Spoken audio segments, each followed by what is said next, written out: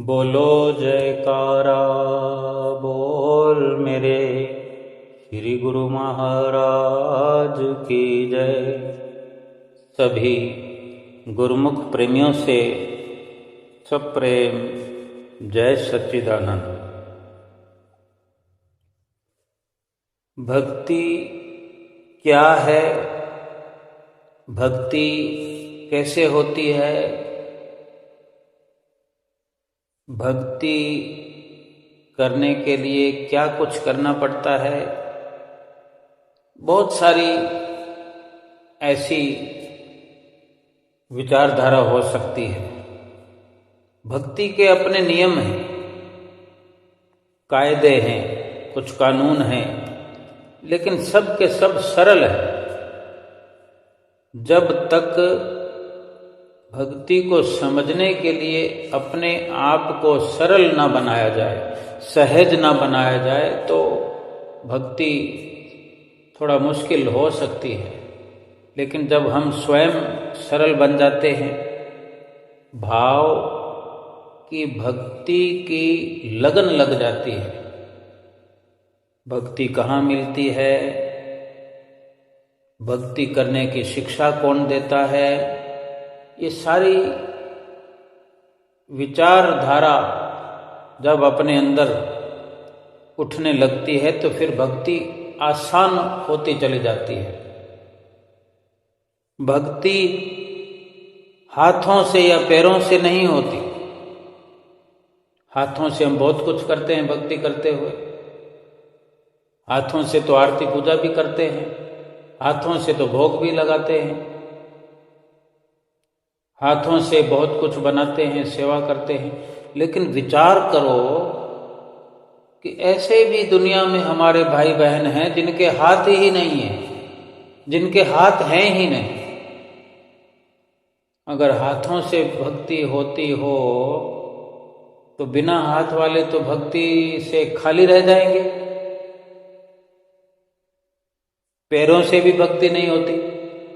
ये तो पैरों से हम चल के जाते हैं, कोई पैरों से चल के कुटिया पर जाता है, कोई पैरों से चलकर श्री आनंदपुर भी पहुंच जाता है। लेकिन सोचो जिनके पैर नहीं है तो क्या वो भक्ति नहीं कर सकते? ये विचार करने का विषय है।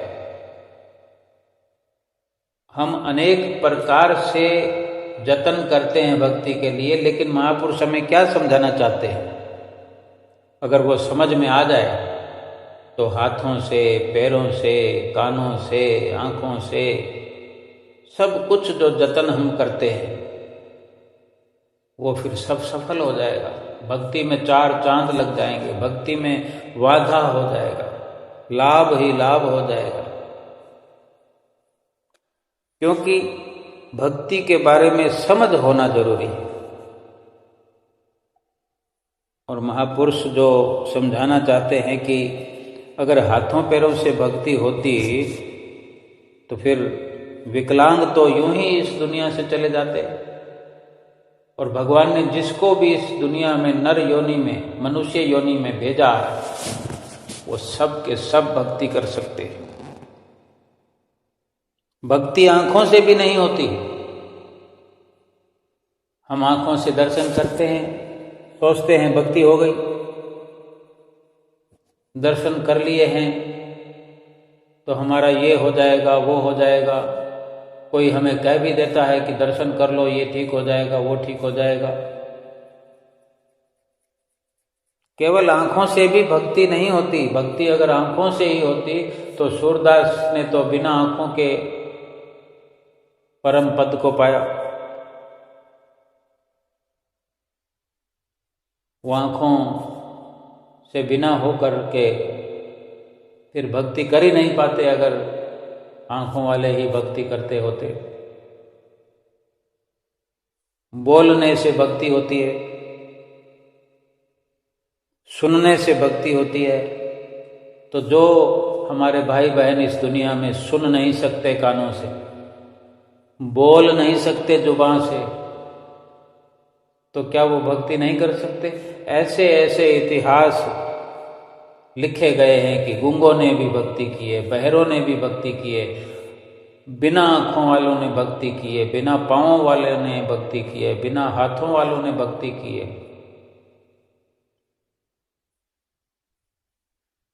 फिर ये विचार आए कि धन से होती है, ताकत से होती है। अगर धन और ताकत से भक्ति होती तो गरीब और कमजोर कभी भक्ति नहीं कर पाते। बल्कि भक्ति न अमीरी न गरीबी, न ताकत न कमजोरी, भक्ति होती है केवल भाव से।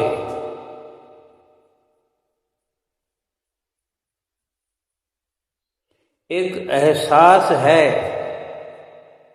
भक्ति एक भाव है, भक्ति एक एहसास है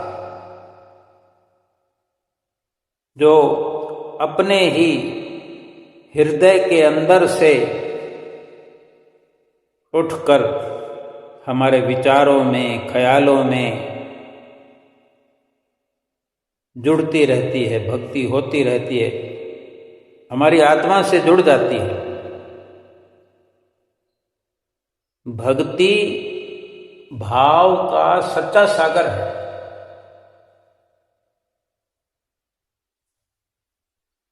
कोई अचानक से थोड़े ही दिनों में देखते हैं कैसे भक्ति के रंग में रंगा जाता है, कोई जीवन भर लगा रहता है, कोई परिवर्तन अपने आप में नहीं देख पाता। जगह का परिवर्तन जरूर हो जाता है। एक जगह से चलकर दूसरी जगह पर कोई अपना ठिकाना बना लेता है। भक्ति के रास्ते पर चलने वालों में अपना नाम भी लिखा लेता है, अपने आप को भक्त भी कहला लेता है। लेकिन भक्ति भाव बिना नहीं होती। अब भाव जो है वो हृदय से उमड़ता है। हृदय, दिल सबको भगवान ने दिया है।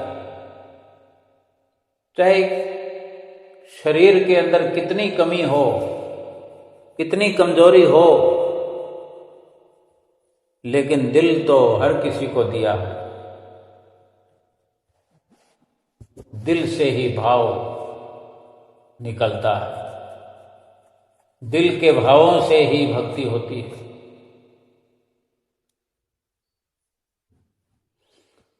आज तक इस दुनिया में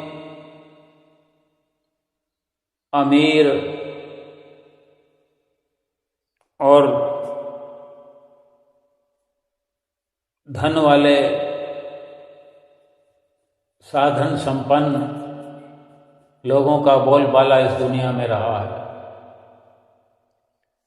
लेकिन जब भी ऐसे बड़े बड़े राजा महाराजाओं को, अमीरों को, धनवानों को भक्ति प्राप्त करने का, भक्ति को पाने का जज्बा, भाव अंदर से उत्पन्न हुआ, तो उन्होंने अपनी अमीरी को त्याग दिया, सभी साधनों को ठुकरा दिया।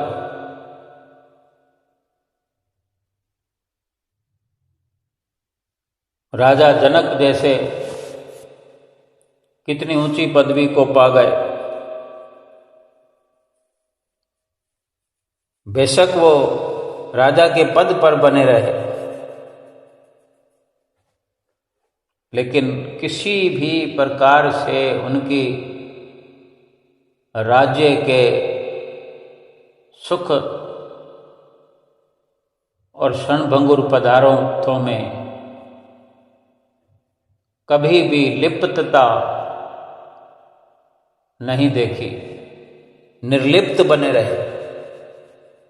केवल देखने में बेशक यही आता था कि ये तो राजा हैं, ये ठाठ बाट से रह रहे हैं, मखमली गद्दों पर रह रहे हैं, लेकिन इतिहासों में वर्णन है कि वो उनका कर्तव्य है केवल कर्तव्य परायण होकर के राजा की पदवी पर बने रहे, लेकिन भक्ति उन्होंने भी भाव से करके ऊंचा मुकाम पाया और फिर अनेकों को भव से पार लगाया।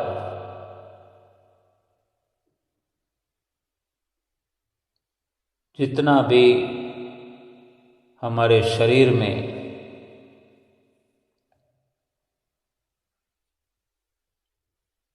एक भाव भक्ति का रहता है, उसके साथ साथ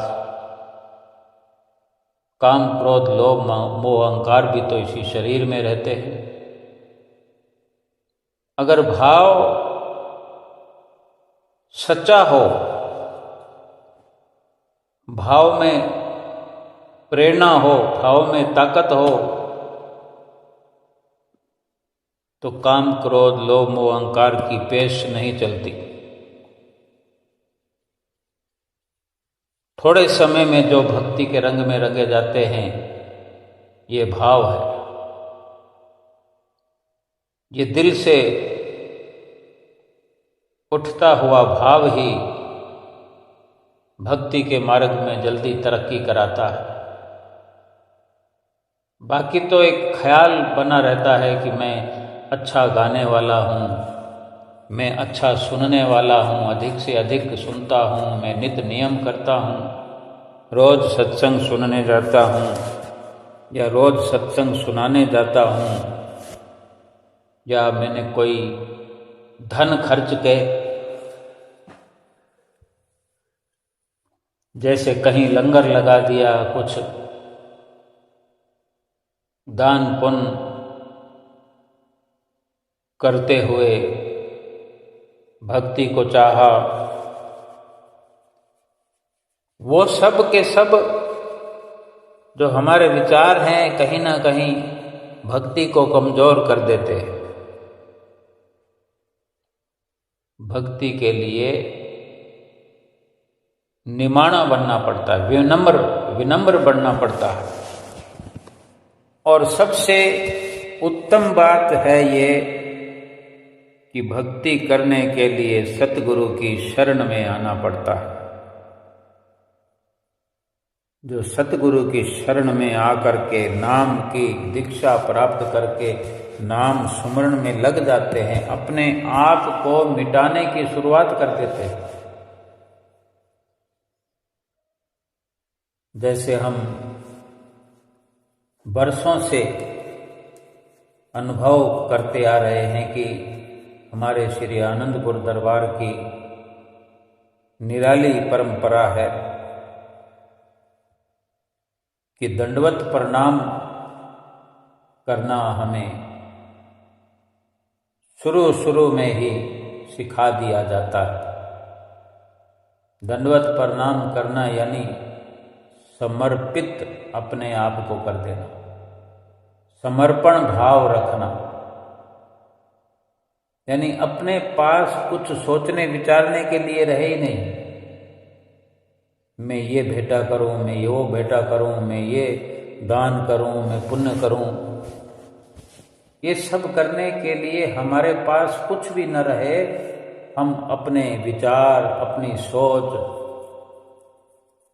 सब का सब हम एक प्रकार से हम अपने मन को सतगुरु के चरणों में समर्पित कर दें।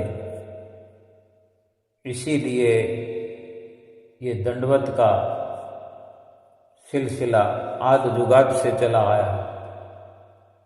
दंडवत को दंडवत के भाव से किया जाए कि मैं एकदम से बिल्कुल खाली हो गया हूँ, कुछ भी अपने पास नहीं रखा हूँ और अब सतगुरु ही मुझे दंडवत किए को उठाएंगे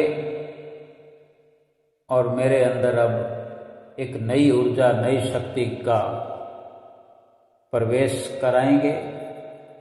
भक्ति के विचार मेरे हृदय में भर जाएंगे और कुछ नहीं चाहिए सतगुरु से। जब कोई इच्छाएं, कामनाएं सब की सब हमने सतगुरु के चरणों में समर्पित कर देने के बाद अपने दिल में कोई विचार उठने के लिए छोड़ा ही नहीं। जो मिल जाए ठीक है, जो है वही सतगुरु को सतगुरु का समझकर सतगुरु के चरणों में अर्पित कर देना, समर्पित कर देना। देखते हैं श्री गुरु महाराज जी के आगे क्या अमीर क्या गरीब, धनवानों के धनवान भी श्री गुरु महाराज जी के आगे आकर खड़े होते हैं। कितना ही कुछ चाहे वो भेंट करना चाहें, विनम्र भाव से झुक कर खड़े हुए नजर आते हैं। श्री दरबार में बैठ करके किस तरह छोटा बड़ा, अमीर गरीब, सभी जाति पाति के गुरमुख प्रेमी एक ही लाइन में बैठ करके उसी लंगर हाल में सब एक जैसा खाते हैं, एक जैसा बैठते हैं, एक जैसा बोलते हैं। जिसको भी श्री गुरु महाराज जी ने नाम का दान दिया है उसी एक नाम को जपते हैं। क्या अमीरों के लिए कोई अलग नाम होता है? हमारे श्री दरबार की जो परंपरा है, श्री परमहंस अद्वैत मत है, यहाँ की परंपरा जो भी है, जो भी नाम है, सभी को एक समान रूप से दिया जाता है। एक ही प्रकार से सुमरन करने का तरीका, युक्ति बताई जाती है। अलग अलग कोई नियम थोड़ी है कि अमीर के लिए अलग है, गरीब के लिए अलग है। लंगर में अगर कोई आए लंगर ग्रहण करने के लिए, भंडारा खाने के लिए, तो क्या अमीर के लिए कोई और थाली है, गरीब के लिए कोई और थाली है? या खाने की किस्में अलग अलग हों कि ये अमीर खाएगा, ये गरीब खाएगा? सबके लिए एक जैसा है, दो नहीं है, सब एक है।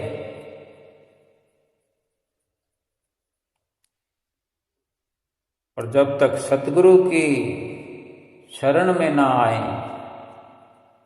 सतगुरु के संग में ना आए, तब तक तो ये मुमकिन नहीं हो सकता। मन मर्जी से तो हम कहीं भी मंदिर द्वारों में जाएं,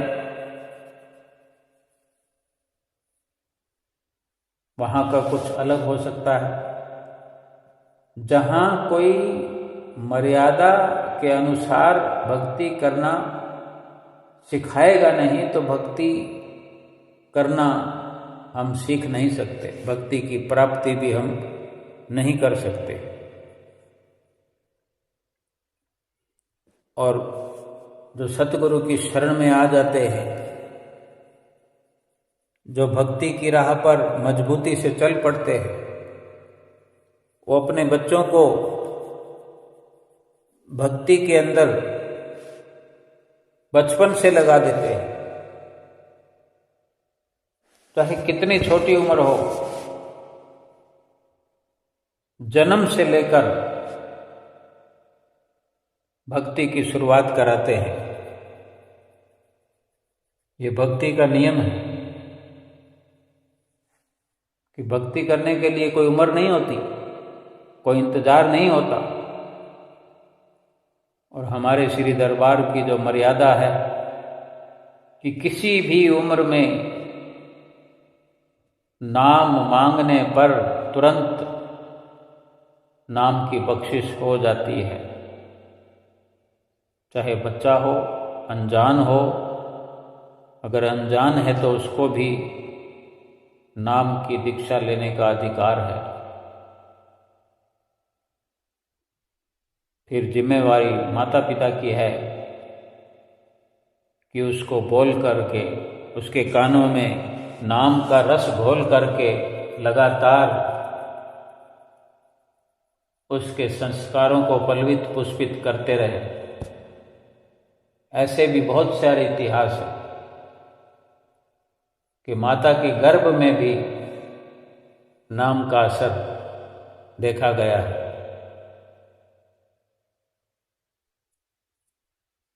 भाव कहने का है कि जो माता पिता बच्चों को सोने की छूट देते हैं, गफलत करने की छूट देते हैं,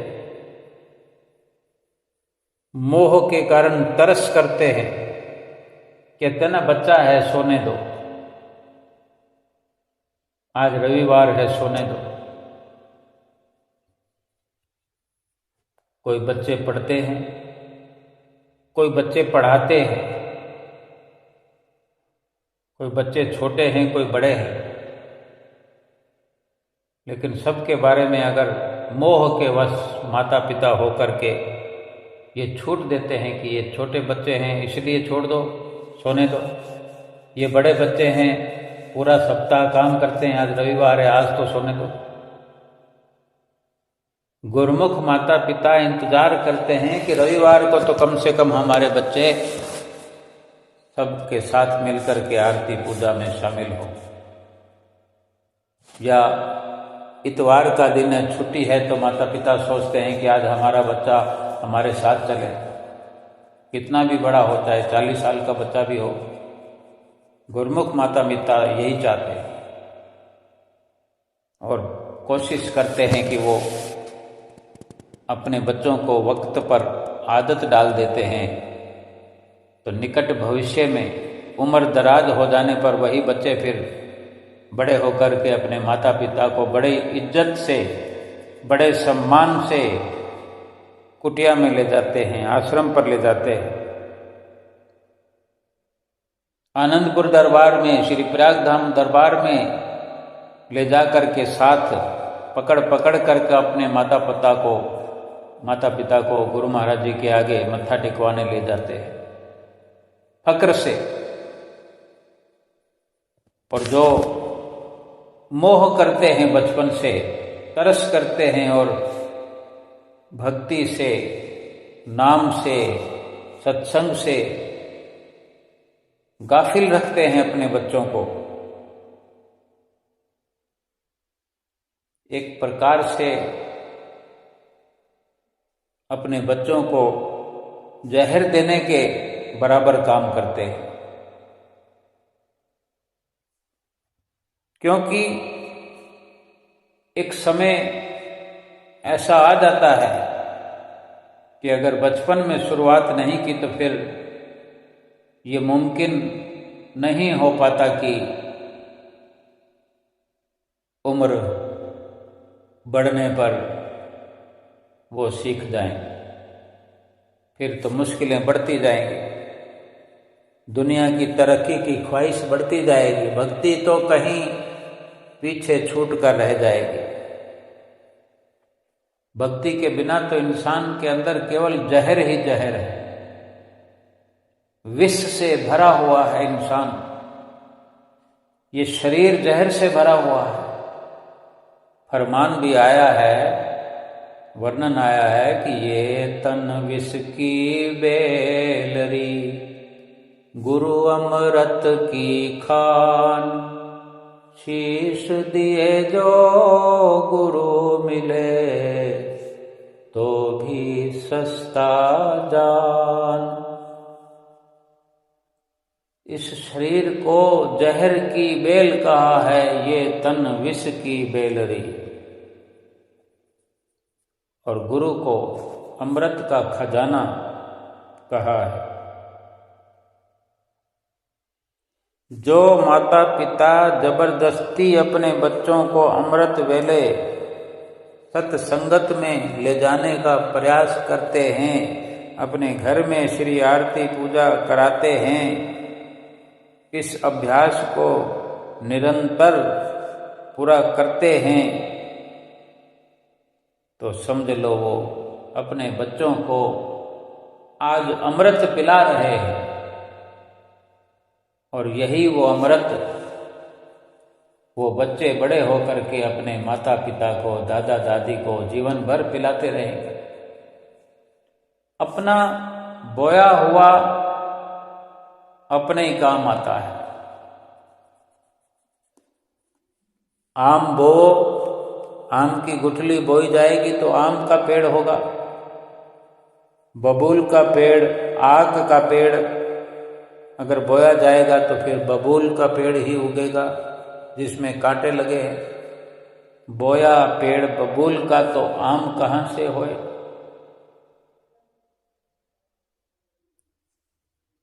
चाहे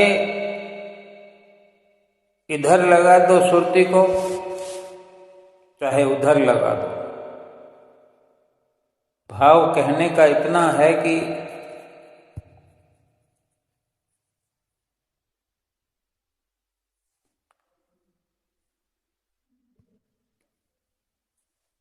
महापुरुषों ने वचन फरमाए हैं कि चाखा चाहे प्रेम रस और राखा चाहे मान, एक खड़ग में,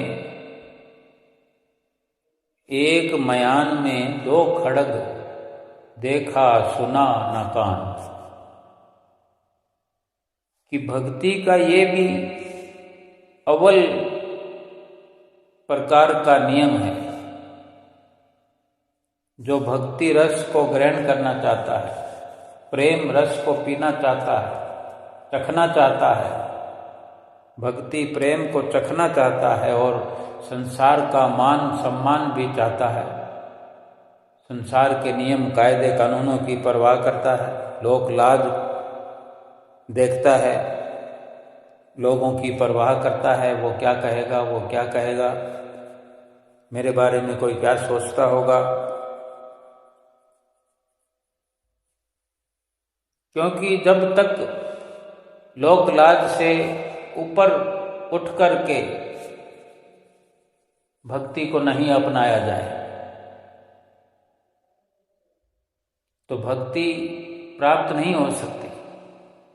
संसार का मान सम्मान अगर हम चाहते हैं, संसार के मान अपमान की परवाह करते हैं, इसमें ये अपमान हो जाएगा, इसमें सम्मान हो जाएगा। इसीलिए महापुरुषों ने वचन फरमाए हैं कि अगर प्रेम रस को चखना चाहता है तो संसार का मान सम्मान त्याग दे। राजाओं ने राजपाट छोड़ दिए, महल छोड़ दिए। मीरा जैसी भक्तिमती मीरा ने महलों का त्याग कर दिया। ग्रंथों में नाम लिखा गया है। कैसे भगवान की प्रसन्नता को पाया। ये भक्ति की एक मर्यादा का विषय है। जिसने भी भक्ति को पाया है, दुनिया की लोक लाज को, मान सम्मान को ठोकर मारी है, तभी उसके हिस्से में भक्ति आई है।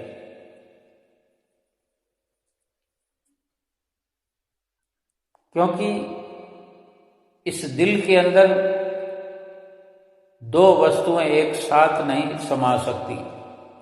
कोई चाहे कि मैं मालिक का प्यार भी इसमें भर लूं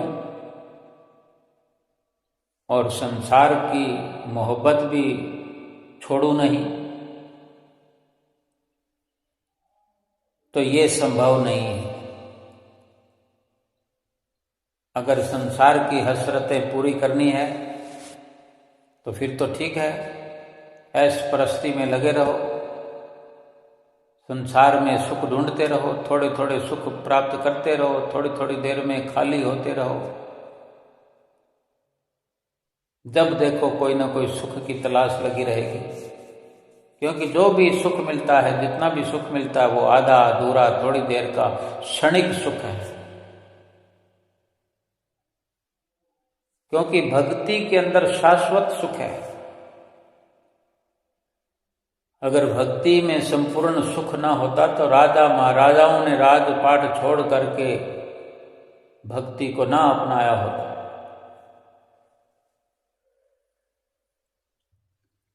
आज हम श्री दरबार की रचना में देखें 4 चांद लगे हुए हैं। आगे से बढ़कर आगे रचना चलती चली जा रही है, बढ़ती चली जा रही है। परिवारों के परिवार अपने घर बार को त्याग करके श्री दरबार की जो नींव मजबूत करने में सब कुछ उन्होंने त्याग कर दिया। आज उसी का सिला हम गुरुमुख प्रेमियों को मिल रहा है। आनंद, सुकून, सुख, ये ऐसे ऐसे महानुभावों, ऐसे ऐसे महापुरुषों ने अपने खून और पसीने से सींच दिया है। इस दरबार के सभी रचनात्मक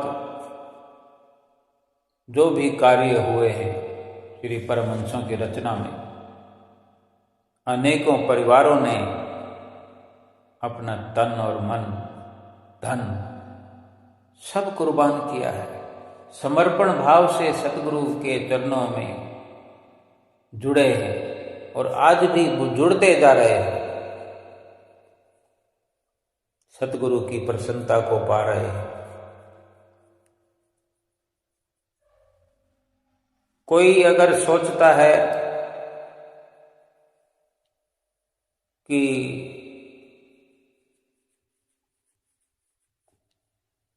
आज महात्मा जी सत्संग सुना रहे थे श्री दर्शन हाल में हमेशा की तरह,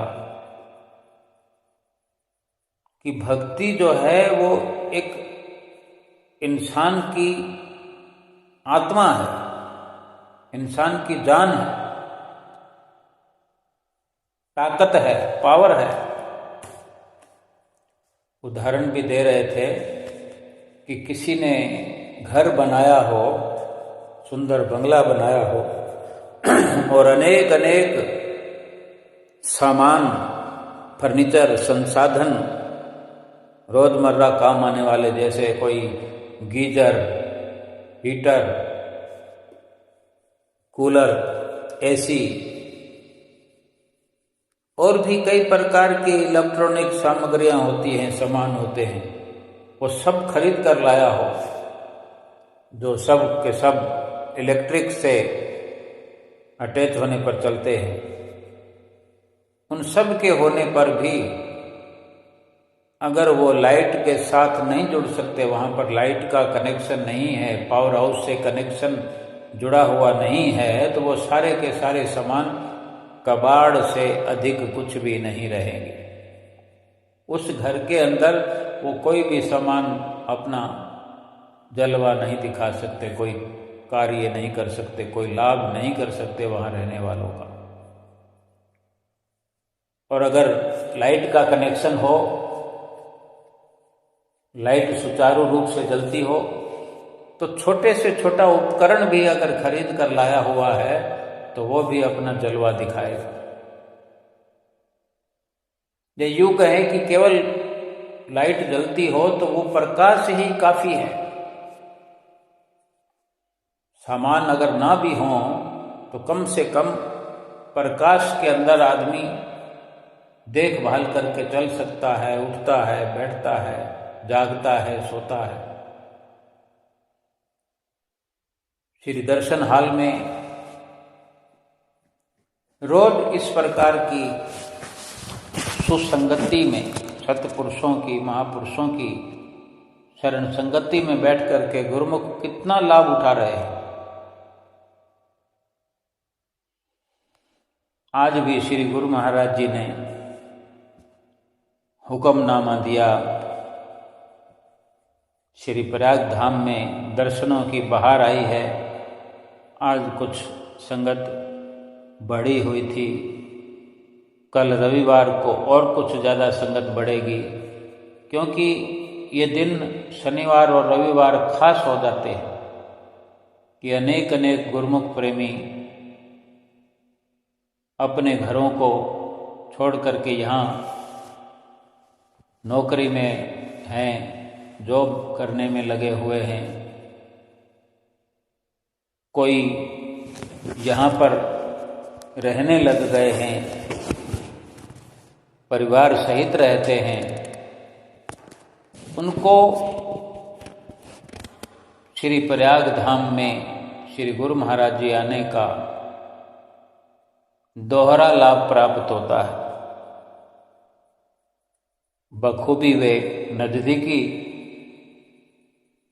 ठिकाना होने के कारण आ जाते हैं और दर्शन करके चले जाते हैं, और शनिवार आइतवार को वहीं रह करके पूरा लाभ उठाते हैं। श्री गुरु महाराज जी सबको पूरा समय देते हैं। गुरुमुख प्रेमियों के कितने भाग हैं। श्री गुरु महाराज जी ने हुक्मनामा देकर उठाया, फिर महात्मा जी ने जो सत्संग फरमाया, उसके बाद गुरुमुख प्रेमियों ने माथा टेका, जो बाहर से आए थे, और आज स्थायी निवासी भक्तों को भी और सेवा के लिए आए हुए भक्तों को भी माथा टेकने का अवसर प्राप्त हुआ कि लाइनों में आकर जैसे महात्मा जन माथा टेकने के लिए रोज आते हैं, उनकी लाइन को शॉर्ट कर दिया कि श्री गुरु महाराज जी के नज़दीक आकर माथा टेका करते हैं रोज। आज थोड़ा दूर ही उनको रोक करके वहीं से माथा टेक कर वापस जाने का इशारा हुआ, और उसके एवज में भक्तों को सामने वाली लाइन में और महात्मा जनों को साइड वाली लाइनों में आकर के ये अवसर प्राप्त हुआ। महात्मा जी ने जो सत्संग किया, एक एक शब्द अमल करने के काबिल है। श्री गुरु महाराज जी सबको बड़े दिल से प्रसन्न होकर के आशीर्वाद फरमाते हैं। गद गद प्रसन्नता सतगुरु की अपने सेवकों पर रोज उतरती है, और सतगुरु की प्रसन्नता खासकर उसी पर उतरती है जो सतगुरु की बात मानता है, सतगुरु के वचनों की पालना करता है, सतगुरु के चरणों की अनन्य भक्ति करता है, सतगुरु के चरणों में दृढ़ निष्ठा रख के, सतगुरु के चरणों से प्यार करते हुए, संसार की लोक लाज को छोड़ करके अपने सतगुरु के लिए ही रात और दिन खोया रहता है। उनके वचनों पर चल करके श्री आरती, पूजा, सेवा, सत्संग, सुमरन, दर्शन, ध्यान करते हुए 2 घंटे भजन अभ्यास नित्य प्रति करता है। कभी भूलने की कोई गुंजाइश नहीं। लाखों काम आएंगे, हजारों काम आएंगे, मुसीबतें भी आएंगी। यकीन मानो कि जो 2 घंटे भजन सुमरन जरूरी समझ के करेगा, उसकी मुसीबतें भी दूर होते होते होते दूर हो जाएगी। उसका मन भी लगने लग जाएगा। उसको कोई अड़चन, कोई बाधा जो आया करती थी, वो सब मिट जाएगी। इसलिए हम सतगुरु के वचनों की पालना करें, भजन अभ्यास करें, 5 नियमों की पालना करें, और श्री गुरु महाराज जी का हुक्मनामा और आज का सुंदर सत्संग सुने।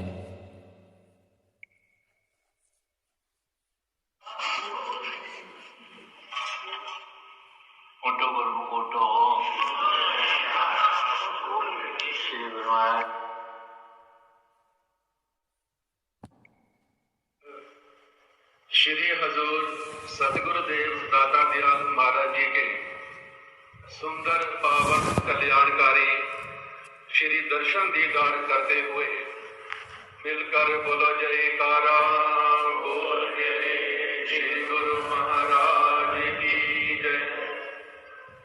सभी वेदों ने, शास्त्रों ने, सदग्रंथों ने और संतों ने भी अपनी वाणी में ये वर्णन किया है कि इस जहान की सारी खुशियां, सारे सुख, सारी बहारें महापुरुषों के चरणों में समाई हुई है। जहां जहां भी महापुरुष कृपा फरमाते हैं, वहां पर खुशियों का, बहारों का आ जाना एक कुदरती बात है। महापुरुष शहर शहर में, नगर नगर में विचरण करते हैं, जीवों को सच्ची खुशियां प्रदान करने के लिए। जब श्री सतगुरु दाता दयाल महाराज जी ने श्री अनंतपुर धाम से इंदौर के सुखधाम आश्रम में कृपा फरमाई, जैसे ही श्री का गेट पर पहुंचे, वहां तो संकट का सैलाब आया हुआ था। सारे प्रेमी नाच रहे थे, पटाखे छोड़ रहे थे, खुशियां मना रहे थे।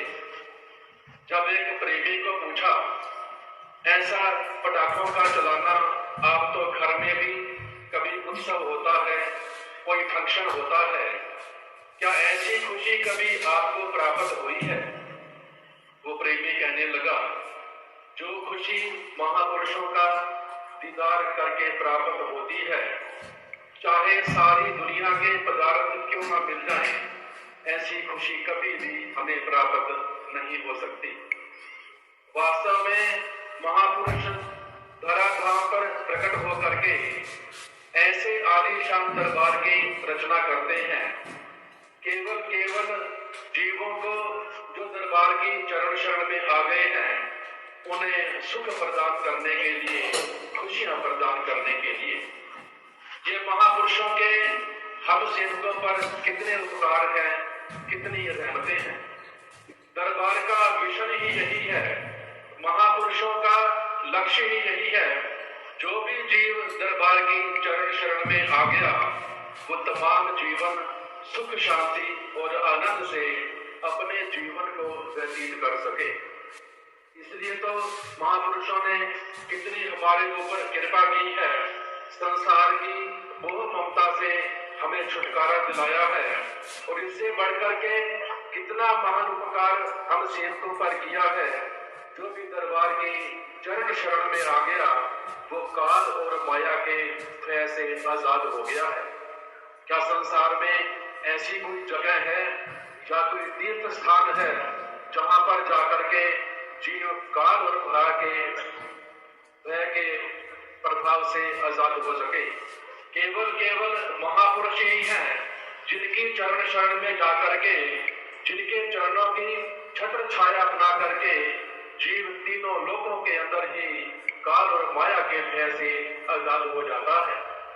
सेवकों को सच्ची खुशियां प्रदान करने के लिए महापुरुषों ने अपनी कृपा करके ऐसे आसान से आसान भक्ति के साधन बनाए। गुरुमुखजन श्रद्धा से, प्रेम से भक्ति के साधनों की पालना करते हैं। जब वो रोजाना भक्ति के नियम अपनाते हैं, तो उनके हृदय की तार महापुरुषों के चरणों से जुड़ जाया करती है।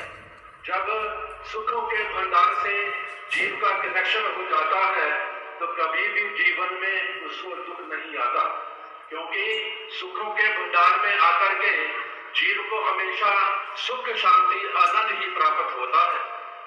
वो दरबार के नियम कौन से हैं? श्री आरती पूजा सुबह शाम रोजाना प्रेम से करना, उसके बाद निष्काम भाव से गुरु दरबार की सेवा करना, श्वास श्वास में नाम का सुमिरन करना, सत्संग का सेवन करना, और 2 घंटे का भजन ध्यान जो महापुरुषों ने हर गुरुमुख के लिए बहुत ही जरूरी फरमाया है। साथ में इतनी कृपा की है, जो 2 घंटे लगातार नहीं बैठ सकते, वो दिन में 2 बार, 3 बार या 4 बार में अपने नियम को पूरा कर सकते हैं। जहाँ गुरुमुखों को इतनी खुशी प्राप्त होती है, दूसरी तरफ संसार में दृष्टि डाल करके देखें, आज आम संसारी जीव कितना दुखी परेशान है। कारण उसने अपने हृदय में जहां पर महापुरुषों का निवास होना था, उस हृदय के अंदर संसारी कामनाओं को, इच्छाओं को और वासनाओं को स्थान दे रखा है। अगर वो परेशान है, कभी शरीर के रोगों से परेशान है, कभी मानसिक रोगों से परेशान है, कभी उसकी सुरतें संसार के पदार्थों में फैली हुई है, कोई ना कोई संसार के अंदर ऐसा इंसान नहीं जो दुखी और परेशान ना हो। जब तक जीव अपने हृदय का कनेक्शन महापुरुषों के चरणों से नहीं जोड़ लेता, वो कभी भी सुखों को प्राप्त नहीं कर सकता। महापुरुषों ने कभी ये नहीं फरमाया कि आप दुनिया के सारे काम काज छोड़ करके सारा दिन भजन बंदगी करते रहो। नहीं, महापुरुषों ने फरमाया है, दुनिया के सारे काम करो, घर परिवार को पालो, रिश्ते नाते भी निभाओ, लेकिन संसार से व्यवहार करते हुए भी अपने दिल की तार को हमेशा महापुरुषों के चरणों से जोड़ करके रखो। जिस जीव ने अपने हृदय की डोर महापुरुषों के चरणों से जोड़ करके रखी है, उस जीव की कीमत बढ़ जाती है, वैल्यू बढ़ जाती है। और आम संसारी जीव जिसने महापुरुषों की चरण शरण प्राप्त नहीं की, उसको महापुरुषों ने कंकर का, पत्थर का दर्जा दिया है। इसलिए महापुरुष वर्णन करते हैं, जैसे किसी इंसान ने एक नया घर बनाया हो, उस घर के अंदर वो तरह तरह के बिजली के उपकरण लेकर के आता है। उदाहरण के तौर पर एसी लगवाता है, कूलर लेकर के आता है, पंखा होता है, हीटर होता है। ये सारी चीजें होने के बावजूद भी अगर इन चीजों का कनेक्शन बिजली की सप्लाई से नहीं होता, इन चीजों की कोई कीमत नहीं होती। ठीक उसी प्रकार जब जीव का कनेक्शन महापुरुषों के चरणों से जुड़ जाता है, तो महापुरुषों की नजर में उसकी बड़ी भारी कीमत बढ़ जाती है। इसलिए संसार के अंदर केवल गुरमुख जन ही हैं जो सुख से जीवन व्यतीत करते हैं, क्योंकि वो जानते हैं जब तक महापुरुषों की आज्ञा को अपने हृदय में धारण करेंगे तो सुख मिलना, शांति मिलना महापुरुषों की कृपा से ये एक स्वाभाविक बात हो जाती है। तो गुरमुख जन कभी भी महापुरुषों की आज्ञा का उल्लंघन नहीं करते। वो जानते हैं अगर सुख मिलेगा, शांति मिलेगी, आनंद मिलेगा, तो केवल महापुरुषों के वचनों को मानने से ही मिलेगा। अगर जीव के हृदय में सांसारिक वासनाओं का निवास हो जाता है, तो वहां पर कभी भी महापुरुषों का निवास नहीं हो सकता।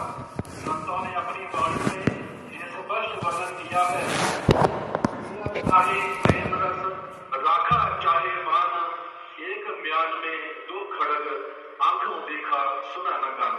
जैसे एक म्यान में कभी भी दो तलवारें नहीं आ सकती, ठीक उसी प्रकार अगर जीव सोचे मैं अपने हृदय के अंदर महापुरुषों को भी बसा लूं और सांसारिक कामनाओं को भी अपने हृदय में जगह दे दूं, तो ऐसा कभी संभव नहीं हो सकता।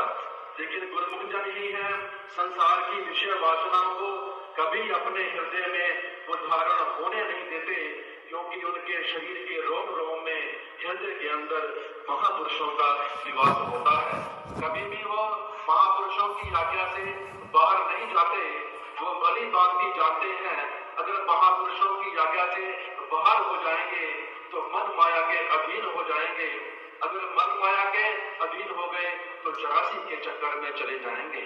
गुरुमुख हमेशा सचेत रहते हैं। सुबह उठते ही उनका सिर्फ एक ही मकसद होता है कि मैंने हर हालत में आज 5 नियमों की श्रद्धा से रोजाना पालना करनी है।